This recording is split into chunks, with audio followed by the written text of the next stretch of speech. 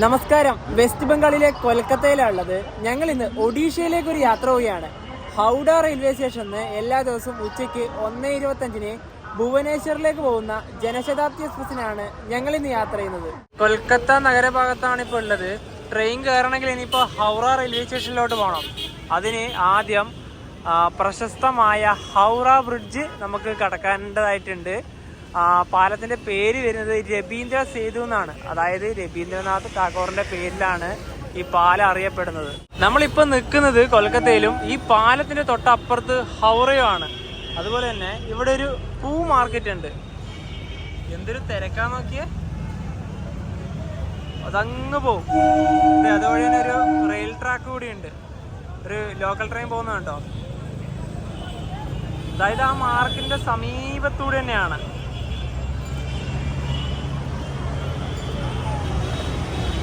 ഉരുക്കുകൊണ്ട് നിർമ്മിച്ച ഒരു പാലമാണിത്. അതുപോലെ തന്നെ 705 മീറ്ററാണ് ഈ പാലത്തിന്റെ ആകെ നീളം.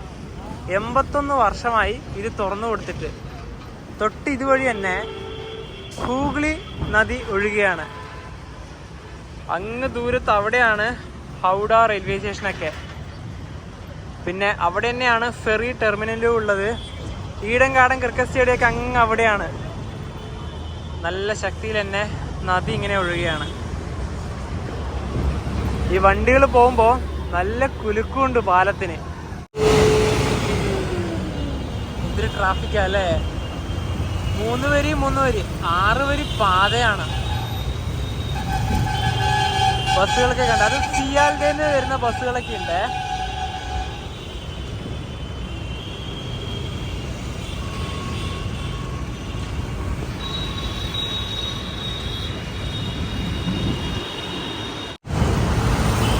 ഇവിടെ ശരിക്കും പറഞ്ഞാൽ ഈ കൊൽക്കത്തേൻ്റെ കാര്യം പറയുമ്പോൾ ഇവിടുത്തെ വണ്ടികളെല്ലാം ഒരുമാതിരി പഴഞ്ച വണ്ടികളാണ്.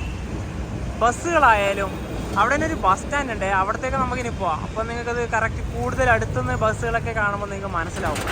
ഇത് നമ്മുടെ നോർമൽ ഇവിടുത്തെ ഹൈലൈറ്റ് ആയ യെല്ലോ ടാക്സി അത് ഇഷ്ടംപോലെ ഉണ്ട്. ഇന്ത്യയിലെ ഏറ്റവും വലിയ റെയിൽവേ സ്റ്റേഷനായ ഹൗഡ, ഇംഗ്ലീഷിൽ നമുക്ക് ഹൗറ എന്നും പറയാൻ കേട്ടോ. കറക്റ്റ് പ്രൊണൗൺസിയേഷൻ ഹൗഡ എന്നാണ്. ഇവിടെയാണ് ആ ഒരു ബസ് സ്റ്റാൻഡ് ഉള്ളത്. ഇത് നേരെ സിയാൽദയിലേക്ക് പോകുന്ന ബസ്സാണ്. ഇവിടെ ഇതാ ഓരോ ഭാഗത്തേക്കുള്ള ബസ്സുകളുണ്ട് കേട്ടോ. ഇതൊക്കെ ഷാലിമാറിലേക്ക് പോകുന്ന വണ്ടിയാണിത്. ഇത് ഓരോ സ്ഥലമുണ്ട്. അത് പേര് ഇവിടെ തന്നെ ഇങ്ങനെ എഴുതി കാണിക്കും. പുറത്തന്നെ ഉണ്ട് പേര്. ബോർഡല്ലാതെ ഇതുപോലുള്ള പേരാണ് മെയിനായിട്ട് തന്നെ ഉള്ളത്. നമുക്കിപ്പോൾ ഈ ഹൗറയിൽ വന്നാൽ തന്നെ ഷാലിമാറിലേക്കും അതുപോലെ തന്നെ സാന്ദ്രകാച്ചി അതുപോലെ തന്നെ സിയാൽദ എല്ലായിടത്തേക്കും പോകാൻ ഇവിടുന്ന് ബസ് സൗകര്യമുണ്ട്. ബസ്സാകുമ്പോൾ ചീപ്പ് റേറ്റിൽ നമുക്ക് പോയിട്ട് വരാം. നല്ല ശബ്ദ മലിനീകരണമാണ് ഒരു ബസ്. ഇതൊക്കെ സീറ്റിംഗ് ഒക്കെ ഉണ്ടതാ, അടിപൊളിയാണ്.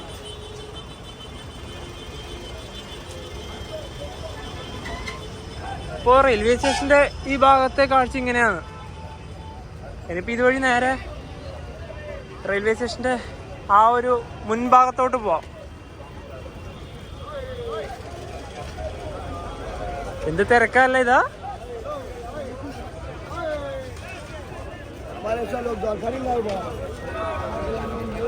എന്റെ ഫോണൊക്കെ ഞാൻ മുറുകെ പിടിക്കുകയാണ്. എവിടെന്നാ അടിച്ച് കൊണ്ടുപോകുന്ന പറയാൻ പറ്റില്ല.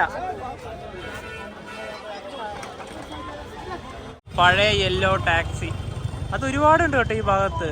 പിന്നെ റെയിൽവേ സ്റ്റേഷൻ അങ്ങ് അവിടുന്ന് തുടങ്ങിയതാ ഇങ്ങനെ വന്ന് അങ്ങ് ദൂരം വരെ ഉണ്ട്. സ്റ്റേഷൻ്റെ അകത്തേക്കൊക്കെ നമുക്ക് വണ്ടിയൊക്കെ എടുത്തിട്ട് പോവാം. പ്ലാറ്റ്ഫോമിൻ്റെ ഭാഗം വരെ നമുക്ക് ഡ്രൈവ് ചെയ്ത് പോകാനൊക്കെ പറ്റും. ഇനിയിപ്പോൾ നേരെ ഇതുവഴി അകത്തോട്ട് കയറാം. സ്റ്റേഷൻ്റെ അകത്തേക്ക് കയറിയിരിക്കുകയാണേ. ഇതൊരു 1.5 സ്റ്റേഷനാണ്. ഇതിൻ്റെ അകത്തെ കാഴ്ചകൾ പറയുകയാണെങ്കിൽ ഇവിടെ തന്നെ ഫുഡ് കോർട്ട് ഉണ്ട്. ഞങ്ങൾ രാവിലെ ഇവിടെ നിന്നാണ് ഭക്ഷണം കഴിച്ചത്. 10ാം നമ്പർ പ്ലാറ്റ്ഫോമിന് നേരെയാണ് അപ്പർ ക്ലാസ് വെയിറ്റിംഗ് ഹാളൊക്കെ ഉള്ളത്. AC ആണ്. 1 മണിക്കൂറിന് 10-20 രൂപ എന്നൊരു ക്രമത്തിലാണ് അതിൻ്റെ ഇതൊക്കെ വരിക. ഇത് കണ്ടോ എത്ര ഇത് വ്യാപിച്ച് കിടക്കുന്നുണ്ട് ആ ഭാഗത്തേക്കൊക്കെ. നമുക്ക് പ്ലാറ്റ്ഫോം വഴി കാർ എടുത്ത് പോകാമെന്നൊക്കെ പറഞ്ഞില്ലേ, അത് അങ്ങ് അതിലൂടെയൊക്കെ പോകാൻ പറ്റും. ഇത് 9ാം നമ്പർ പ്ലാറ്റ്ഫോമാണ്. ഇത് 8ാം നമ്പർ പ്ലാറ്റ്ഫോമും. രണ്ടിൻ്റെയും നടുഭാഗത്തൂടെയാണ് റോഡുള്ളത്. ഈ പ്ലാറ്റ്ഫോമിലേക്കൊക്കെ നടന്നു വരാൻ ബുദ്ധിമുട്ടുള്ളവർക്ക് നമുക്ക് വണ്ടിക്ക് വരാലോ, വലിയൊരു ഉപകാരമല്ലേ. ട്രെയിനിൽ കയറുന്നതിന് മുന്നേ തന്നെ നമുക്ക് ഉച്ചക്ക് ഇവിടുന്ന് ഭക്ഷണം കഴിക്കാം. ഉച്ചക്ക് ഇവിടുന്ന് കഴിക്കുന്നത് വെജ് താലിയാണേ. റൈസ് ഉണ്ട്, അതുപോലെ തന്നെ ഇതൊരു ഉരുളക്കിഴങ്ങ്, ക്യാരറ്റ് അങ്ങനെയൊക്കെയുള്ള ഒരു കറിയാണ്. ഇത് ദാലാണ്, അതുപോലെ തന്നെ ഇത് പനീറാണ്, പിന്നെ തൈരുണ്ട്, ഗുലാബ് ജാമുനുണ്ട്. അപ്പോൾ ഈ ഒരു പ്ലേറ്റ് താലിക്ക് 130 രൂപയാണ് ചാർജ് വന്നത്. നമ്മുടെ ട്രെയിൻ പ്ലാറ്റ്ഫോം നമ്പർ 19 എന്നൊക്കെ കാണിക്കുന്നുണ്ട് ആപ്ലിക്കേഷനിൽ. അപ്പോൾ നമുക്ക് നേരെ അങ്ങോട്ട് പോവാം. ഇവിടെ സ്ക്രീനിങ്ങിലൊന്നും കാണിച്ചിട്ടില്ല ഇതുവരെ. പോകുന്ന വഴിക്ക് തന്നെ കാണാം നമുക്ക് കൊൽക്കത്ത മെട്രോ. ഹൗറ സ്റ്റേഷൻ ഇവിടെ തന്നെയാണ്. അതുപോലെ തന്നെ ഇനിയിപ്പം നമ്മുടെ ബാക്കി പ്ലാറ്റ്ഫോമുകളൊക്കെ വരുന്നത് ആ ഭാഗത്താണ്. 2 ടെർമിനലായിട്ടാണ് ഇവിടുത്തെ പ്ലാറ്റ്ഫോമുകളൊക്കെ വരുന്നത്. ഹൗറ ജംഗ്ഷനിലാകെ 23 പ്ലാറ്റ്ഫോമുകളാണുള്ളത്. ഒരു ദിവസം കുറഞ്ഞത് 10 ലക്ഷം ആൾക്കാരെങ്കിലും ഇവിടെ യാത്ര ചെയ്യാൻ എത്തുന്നു എന്നതാണ് ഇവിടുത്തെ കണക്ക്. അതുപോലെ തന്നെ നമ്മുടെ ഹൗറ റെയിൽവേ സ്റ്റേഷനെ 2 ടെർമിനലായിട്ടാണ് തിരിച്ചിട്ടുള്ളത്. 1 മുതൽ 16 വരെ വരുന്നത് ടെർമിനൽ 1, അവിടെയാണ് ഈ ലോക്കൽ ട്രെയിനൊക്കെ നിർത്തുന്ന എന്ന് പറയുമ്പോൾ അവിടെയാണ്. അതുപോലെ തന്നെ 17 മുതൽ 23 വരെയാണ് ടെർമിനൽ 2 വരുന്നത്. അപ്പോൾ നമ്മുടെ വണ്ടിയുടെ ഇതൊക്കെ നോക്കുന്ന സമയത്ത്, അതായത് നമ്മുടെ ഇന്ന് പോകുന്ന ജനശതാബ്ദി ഭുവനേശ്വറിൽ നിന്ന് രാവിലെ വിട്ട വണ്ടിയാണ്. ഇപ്പോൾ ഏകദേശം ഒരു ഉച്ചക്ക് ഒരു 1 മണി 12:45 ഇവിടെ എത്തും. അപ്പോൾ അത് 19 എന്നാണ് കാണിക്കുന്നത്. നമുക്ക് ചേഞ്ച് വരാം കേട്ടോ.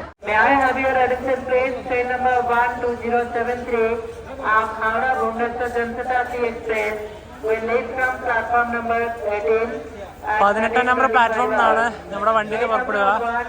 120-73 അതാണ് ട്രെയിൻ നമ്പർ.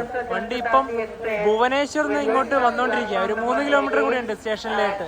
ഭുവനേശ്വറിൽ നിന്ന് രാവിലെ 6 മണിക്ക് പുറപ്പെട്ട ജനശതാബ്ദിയാണിത്. ഇപ്പോഴാണിത് ഇവിടെ എത്തുന്നത്.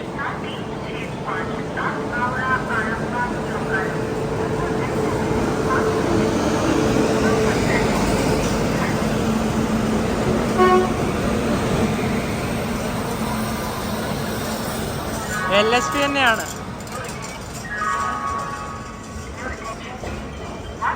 ഇതിന്റെ കോച്ചിന്റെ സീറ്റ് ലേഔട്ട് എങ്ങനെയാണെന്ന് നോക്കണം.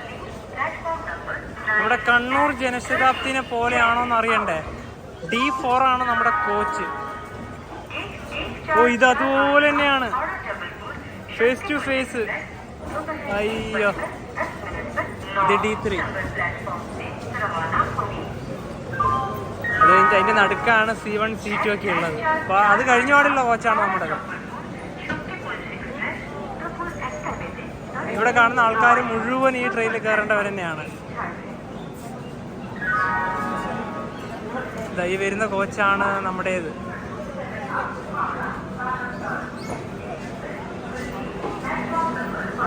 (2019) നിർമ്മിച്ച കോച്ചാണ് ഇത്. ഭുവനേശ്വർ ഹൗഡ.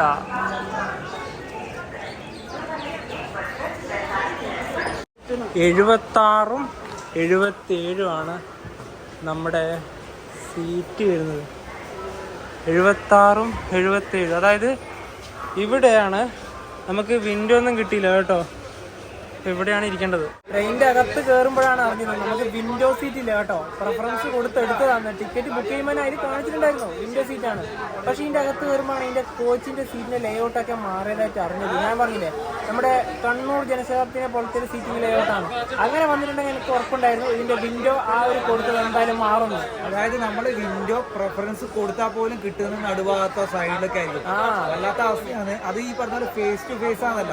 ആ ജനശതാബ്ദി വന്ന സമയത്ത് കേരളത്തിലെല്ലാവരും പറഞ്ഞാണ് ഇത്ര നേരം പോകാൻ ബുദ്ധിമുട്ട്. ശരിയാണ്, പോകാൻ ഇരിക്കാനൊക്കെ ഭയങ്കര ബുദ്ധിമുട്ടാണ്. കാരണം സീറ്റിന്റെ കണ്ടാൽ നിങ്ങൾക്ക് മനസ്സിലാക്കി കഴിഞ്ഞാൽ നടുവൊക്കെ വേനെടുക്കും. പക്ഷേ കേരളത്തിൽ മാത്രമല്ല, പുറത്തു പോയി കഴിഞ്ഞാലും ഒരുപാട് ജനശതാബ്ദികൾ ഇങ്ങനെയൊക്കെ തന്നെയാണ് ഇപ്പോഴും. അതായത് ഈ മുഖാമുഖം നോക്കിയിരിക്കുന്നതിനോട് എനിക്ക് ഒരു താല്പര്യം ഇല്ലാന്ന് തന്നെ പറയാം. ഇത് എന്തിനാണ് ഇങ്ങനെ ഇവർ വെക്കുന്നത് അല്ലേ? ഇത് മെമൂലെല്ലാം പിന്നെ വെച്ചാൽ പോരെ അല്ലേ? നമ്മൾ മെമൂലൊക്കെ യാത്ര ചെയ്യുമ്പോൾ ഇതേപോലെ ലേഔട്ട് കാണിച്ചിട്ട് ശരിക്കും പറഞ്ഞാൽ ഒരു ഫുഡ് ഓർഡർ ചെയ്താലും, ഫുഡ് ഓർഡർ ചെയ്യില്ല, ഫുഡ് വാങ്ങിക്കഴിഞ്ഞാൽ ഇവിടെ വെച്ച് കഴിക്കും. എൻ്റെ ദൈവം പറയണ്ട. അതുപോലെ തന്നെ ഭുവനേശ്വറിലേക്ക് ഒരാൾക്ക് ടിക്കറ്റ് ചാർജ് വന്നത് 200 രൂപയാണ്. 1:25 എടുക്കേണ്ട ട്രെയിൻ 1:45 എടുത്തത്. കുറച്ച് മിനിറ്റ് ഡിലേ ആയി.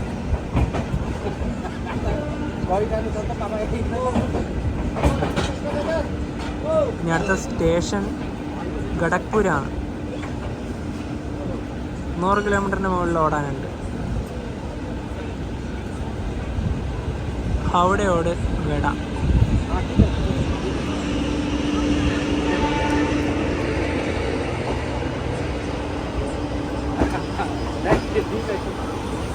ബിന്ദുവിൻ്റെ അടുത്തുള്ള ആൾക്കാർ വന്നിട്ടില്ല. അപ്പോൾ നമുക്കിപ്പോൾ നല്ല രീതിയിൽ തന്നെ ഇവിടുന്ന് ക്യാപ്ചർ ചെയ്യാം. വന്നു കഴിഞ്ഞാൽ പിന്നെ നമുക്കതും കിട്ടില്ല. പിന്നെ ഡോറിൻ്റെ ഭാഗത്തോട്ട് പോകണം. ഈ ട്രെയിനാണെങ്കിൽ നല്ല സ്പീഡിലുമാണ് പോവുക.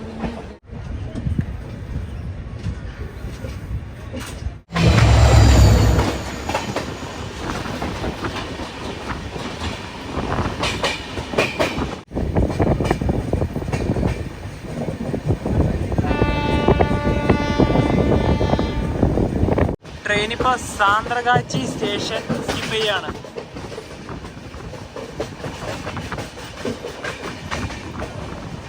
ഇവിടുന്ന് നമ്മുടെ നാട്ടിലേക്കൊരു ട്രെയിൻ ഉണ്ട്. അതായത് പാലക്കാട് കോഴിക്കോട് വഴി നേരെ മംഗലാപുരത്തേക്ക് പോകുന്ന വിവേക് എക്സ്പ്രസ്, സാന്ത്രഗാച്ചി മംഗളൂരു സെൻട്രൽ.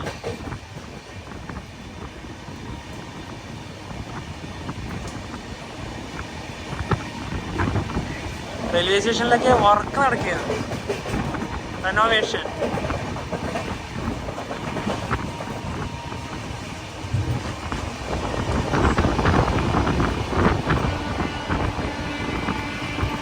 ഒരു പൊടി പിടിച്ച ഭാഗം.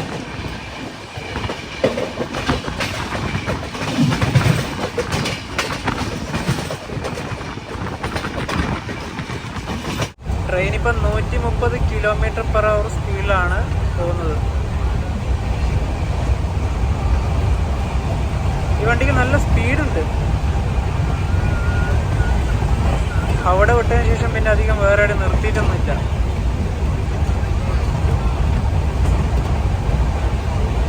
മൂന്ന് 28 ട്രെയിൻ അങ്ങനെ ഖടഗ്പൂർ ജംഗ്ഷൻ സ്റ്റേഷനിലേക്ക് ഇതാ എത്തിക്കൊണ്ടിരിക്കുകയാണ്.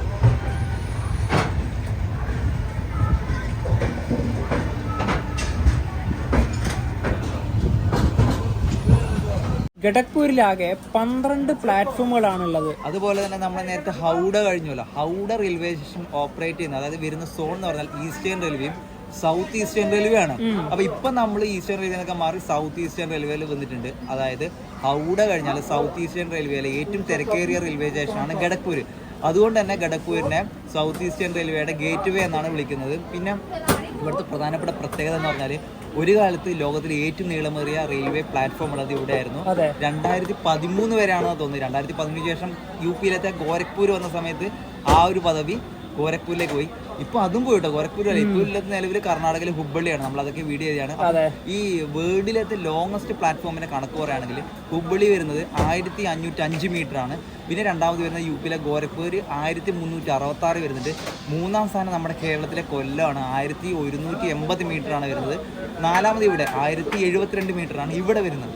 പിന്നെ ഈ ട്രെയിനിൽ ട്രാൻസ്ജെൻഡേഴ്സ് ഒക്കെ വരുന്നുണ്ട്. അവർ വന്നിട്ട് നല്ല രീതിയിൽ ശല്യം ചെയ്യുന്നുണ്ട് കേട്ടോ. മൂട്ടിയൊക്കെ പിടിച്ച് വലിക്കുക. അവര് സ്ഥിരം പരിപാടി തന്നെ അലമ്പ് എന്ന് പറഞ്ഞ ഒരു പുള്ളിക്കാരുടെ നെഞ്ചത്തൊക്കെ ഇട്ട് ശക്തി തന്നെ അടിക്കൊക്കെ ഉണ്ട്. എന്ത് സംഭവം ഇതൊക്കെ? എങ്ങനെ ശരിക്കും പറഞ്ഞിട്ടുണ്ടല്ലോ, ഇതൊക്കെ ശരിക്കും ഒരു ദ്രോഹമാണ് ഇവർ ചെയ്യുന്നത്. അല്ല, അത് പിന്നെ എടുത്തെടുത്ത് നമ്മളെല്ലാ യാത്രകൾക്കും പറയുന്നതാണ്. കേരളത്തിൽ മാത്രമാണ് ആ ഒരു ഇഷ്യൂ ഇല്ലാത്തത്. ഞാൻ പൈസ കൊടുക്കില്ല എന്ന് വിചാരിച്ചു തന്നെയാണ്.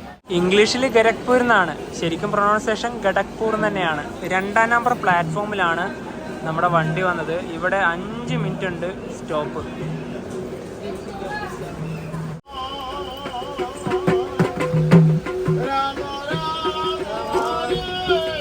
വെസ്റ്റ് ബംഗാളിലെ ഈ ട്രെയിനിന്റെ അവസാന സ്റ്റോപ്പായ ബെൽഡ എന്ന സ്റ്റേഷനിലേക്ക് എത്തിയിരിക്കുകയാണ്.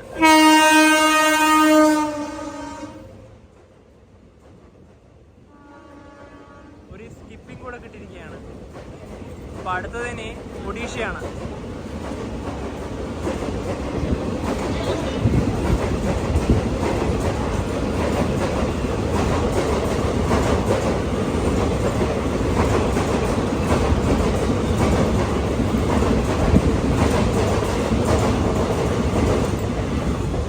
ബെൽഡ എന്നാണ് ഈ സ്റ്റേഷന്റെ പേര്.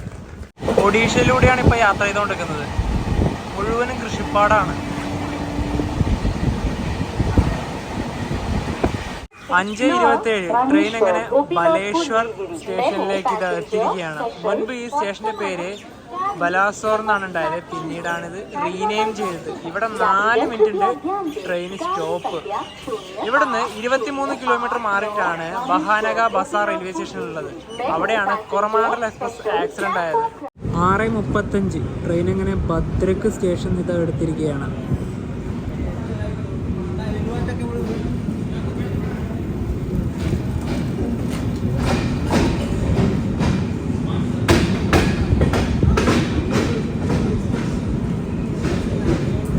എട്ട് 26 ട്രെയിൻ ഇതാ കട്ടക്ക് റെയിൽവേ സ്റ്റേഷനിലേക്ക് എത്തിയിരിക്കുകയാണ്. ഇവിടെ 2 മിനിറ്റ് ആണ് സ്റ്റോപ്പ് ഉള്ളത്. ഒഡീഷയിലെ 2ാമത്തെ വലിയ നഗരമാണ് കട്ടക്ക്. അതുപോലെ തന്നെ ഒഡീഷയിലെ ഹൈക്കോടതിയൊക്കെ സ്ഥിതി ചെയ്യുന്നത് കട്ടക്കിലാണ്. CDC എന്നാണ് സ്റ്റേഷന്റെ കോഡ് വരുന്നത്. അടുത്തതാണ് നമുക്ക് ഇറങ്ങാനുള്ള ഭുവനേശ്വർ. കട്ടക്ക് സ്റ്റേഷൻ ഇതാ ട്രെയിൻ എടുത്തിരിക്കുകയാണ്. ഇവിടെയും റെനോവേഷനാണ്. ഇന്ത്യയിലെ ഒട്ടുമിക്ക സ്റ്റേഷനും ഇപ്പോൾ റെനോവേഷൻ തന്നെയാണല്ലോ. ഇവിടെയും അത് തന്നെയാണ്.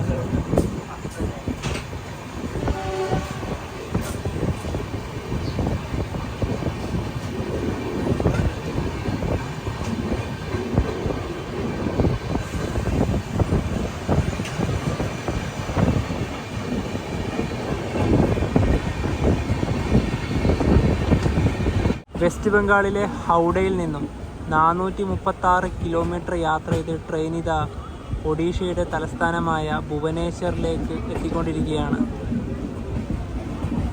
ട്രെയിൻ 1 മണിക്കൂർ ഡിലേ ആണ്. 8:59 9 മണി തന്നെയായി.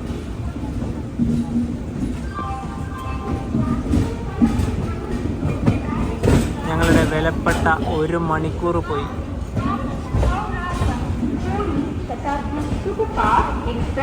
ഇവിടെ ഇപ്പം ഹൗഡ പുരി ശതാബ്ദി വരാനുണ്ട്.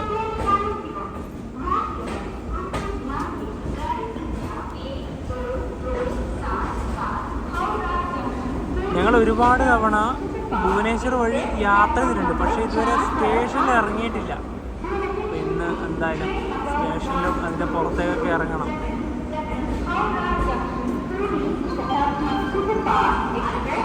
ഞങ്ങളിരുന്നത് ഇവിടെയാണ്, ഫേസ് ടു ഫേസ്. ഇത് വല്ലാത്തൊരു ബുദ്ധിമുട്ട് തന്നെയാണ്. സെയിം അവസ്ഥ തന്നെയാണല്ലോ നമ്മുടെ കണ്ണൂർ തിരുവനന്തപുരം ജനശതാബ്ദിയിലും. എന്ത് ചെയ്യുക, ഇവിടെയുണ്ട്, അവിടെ മാത്രമല്ല. അപ്പോൾ അങ്ങനെ ഇതാ പ്ലാറ്റ്ഫോമിലേക്ക് ഇറങ്ങുകയാണ്. ഭുവനേശ്വർ എന്നുള്ള ഒരു ബോർഡ് ഇതാ ഇവിടെ. ഇത് 1-ാം നമ്പർ പ്ലാറ്റ്ഫോമാണ്. ഇവിടുന്ന് ഒന്നും മനസ്സിലാവുന്നില്ല, കാരണം റെനോവേഷൻ കാരണം ഏത് ഭാഗത്തേക്കൂടെയാണ് ഇറങ്ങേണ്ട ഒന്നും ഒരു പിടി കിട്ടുന്നില്ല. നമുക്കിനിയിപ്പോൾ ഫുഡ് കഴിക്കണം.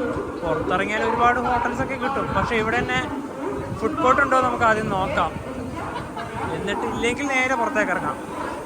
അതിൻ്റെ അകത്ത് ഫുഡ് കോർട്ടൊന്നും ഇല്ല കേട്ടോ. ഞങ്ങൾ പുറത്തേക്ക് തന്നെ ഇറങ്ങി. ഇപ്പം ഇങ്ങനെയാണ് സ്റ്റേഷൻ്റെ ഒരു കാഴ്ച. നല്ല അടിപൊളി വലിയ സ്റ്റേഷൻ തന്നെ ആവുകയാണ്. അതിൻ്റെ വർക്കാണ് നിങ്ങളിവിടെ കാണുന്നത്. തൊട്ട് തിരക്കണ്ടോ.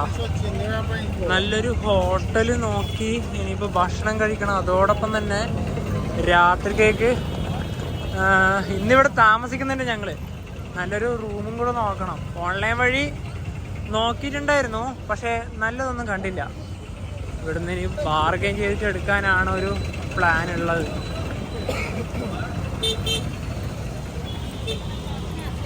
ഞങ്ങളിവിടെ ഒരു ഹോട്ടലിൽ കയറി രാത്രിക്കുള്ള ഭക്ഷണം പറഞ്ഞിട്ടുണ്ട്. ഞങ്ങൾ നേരത്തെ ഒരുപാട് ഹോട്ടലിൽ പോയി കേട്ടോ. റൂമൊക്കെ നോക്കി, എല്ലാം 1500 1400 പറയുന്നത്. ഇനിയിപ്പോൾ റെയിൽവേ സ്റ്റേഷൻ്റെ മറ്റൊരു ഭാഗം കൂടി ഉണ്ട്, അവിടത്തേക്കും കൂടെ പോയി നോക്കട്ടെ എങ്ങനെയാണ് പൈസ എന്നൊക്കെ. ഇപ്പോൾ ഓൺലൈനിലും ഏകദേശം 1300 1400 തന്നെയാണ് കാണിക്കുന്നത്. അപ്പോൾ ആ ഒരു ഭാഗം കൂടെ ഈ ഭക്ഷണം കഴിച്ച ശേഷം പോവാം. അവിടുത്തെ ഒരു റേറ്റ് എങ്ങനെയാണെന്നും കൂടെ നോക്കാമല്ലോ. ഞാൻ വാങ്ങിച്ചത് വെജ് ഫ്രൈഡ് റൈസ് ആണേ. നവീൻ വാങ്ങിച്ചത് ചിക്കൻ നൂഡിൽസും കൂടെയാണ്. ഇതാ നല്ല ചൂടോടെ ഇപ്പാക്കി കിട്ടുകയാണ്. ഇപ്പം 10 മണി സമയം. നമുക്ക് പെട്ടെന്ന് ഇത് കഴിച്ചിട്ട് വേണം ഒരു നല്ല റൂം നോക്കാനല്ലേ. റൂം കിട്ടുമെന്ന് പോലും സംശയം. എല്ലാം നല്ല കത്ത് റേറ്റ്. നമുക്ക് ഈ റെയിൽവേ സ്റ്റേഷൻ അപ്പുറത്തെ സൈഡ് കൂടി ഉണ്ട്, അങ്ങനെ പോയി നോക്കാം. റെയിൽവേ സ്റ്റേഷന്റെ പുറകു ഭാഗത്തേക്കൊന്നും ഞങ്ങൾ പോയില്ല. ഇപ്പൊ നടന്നു വന്ന വഴിയുടെ അവിടെ തന്നെ കുറച്ച് ഉള്ളിലേക്ക് മാറിയിട്ട് ഒരു ലോഡ്ജ് കണ്ടു. അതാണിത്. ഞങ്ങൾക്ക് നല്ലൊരു പ്രൈസ് തന്നെ ഇവിടെ കിട്ടി കേട്ടോ. 1500 രൂപയൊന്നും ഈ റൂമിനായില്ല, വെറും 800 രൂപ ആയതേ ഉള്ളൂ. ഇത് AC റൂമല്ല, നോൺ AC റൂമാണ്.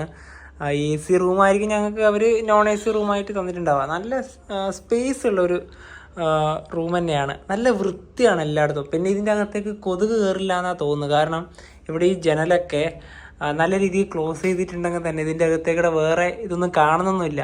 ചില റൂമിലാണെങ്കിൽ കൊതുകിൻ്റെ ശല്യം രാത്രിയൊക്കെ ഉണ്ടാവും. ഇവിടെ അങ്ങനത്തെ ബുദ്ധിമുട്ട് ഉണ്ടാവില്ല എന്നാണ് തോന്നുന്നത്. കാരണം അങ്ങനെ തന്നെയാണ് ഈ റൂമിൻ്റെ ഒരു ഇത് വരുന്നത്. പിന്നെ ഇവിടെ ടിവിയും സോഫയും കാര്യങ്ങളൊക്കെ ഉണ്ട്. കുഴപ്പമില്ലാത്ത നല്ല റൂം തന്നെയാണ്. കൊൽക്കത്തയിൽ നിന്ന് തുടങ്ങിയ യാത്രയാണ്. ട്രെയിൻ 1 മണിക്കൂർ ഡിലേ ആയതാണ് നമുക്ക് കിട്ടിയ ഏറ്റവും വലിയ പണി. കാരണം ഫുഡ് കഴിക്കാൻ വേണ്ടി അവിടെ പോയപ്പോൾ അവിടെ ഒരു ഏകദേശം ഒരു 10-40 മിനിറ്റ് ഡിലേ. അപ്പോൾ ഇപ്പോൾ ഒരു 10:30 സമയം.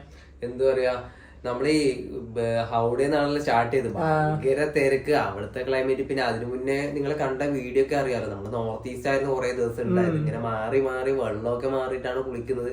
പിന്നെ തണുപ്പെല്ലാം കൊണ്ട് എന്റെ ഒച്ച ശരിക്കും മാറിയില്ല. ഞാൻ എന്താ പറയാ, നമ്മളെ കൊൽക്കത്തയിൽ നിന്ന് വീഡിയോ സ്റ്റാർട്ട് ചെയ്യുമ്പോ എന്റെ ഒച്ച ഇങ്ങനെ നല്ല ഉണ്ടായിരുന്നു. പക്ഷെ ഇങ്ങോട്ട് ക്ലൈമറ്റ് മാറിക്കൊണ്ടിരിക്കുന്ന സമയത്തുണ്ടല്ലോ എന്റെ ഒച്ച മാറി. എനിക്ക് തോന്നുന്നു മിക്കവാറും 2 ദിവസം കഴിഞ്ഞാൽ പനി വരുമോ സംശയമുണ്ട്. അല്ല, ഇനിയിപ്പോ പനി വന്നാലും കുഴപ്പമില്ല, നമ്മൾ പെട്ടെന്ന് തന്നെ നാട്ടിലെത്തും. അതന്നെ, നമ്മൾ ഇനിയിപ്പോ അടുത്ത വീഡിയോ എന്ന് വെച്ചാൽ ഇങ്ങനെ നമ്മുടെ നാട്ടിലേക്ക് പോകുന്ന യാത്ര ഉണ്ട്. കാരണം നമ്മൾ എക്സ്പ്ലോറിംഗ് ഇല്ല. കാരണം നോർത്ത് ഈസ്റ്റും തിരിച്ച് വീട്ടിലേക്ക് പോകുന്ന ആ വീഡിയോസ് ആണ് ഇനി വരാൻ വേണ്ടി പോകുന്നത്. ഇനി നാളെ രാവിലെ 7 മണിക്കാണ് ഇവിടുന്ന് ട്രെയിനും ഉള്ളത്. അപ്പോൾ നിങ്ങളൊരു കാര്യം മനസ്സിലാക്കണം, ഇനിയിപ്പോ ഒരു 10:30 കഴിഞ്ഞല്ലോ. 10:30 കഴിഞ്ഞ് ഇനിയിപ്പോ ഫ്രഷായി ഇതൊക്കെ ആകുമ്പോഴത്തേക്ക് 11:30-12 മണിയാകുമ്പോൾ കിടന്നിറങ്ങാൻ വേണ്ടിട്ട്. പിന്നെ രാവിലെ പെട്ടെന്ന് 5 മണിയാകുമ്പോൾ ഉറങ്ങി എഴുന്നേക്കണം. യാത്ര ചെയ്യുന്ന സമയത്ത് നമുക്ക് വർക്കൊക്കെ കണക്ക് തന്നെയാണ്.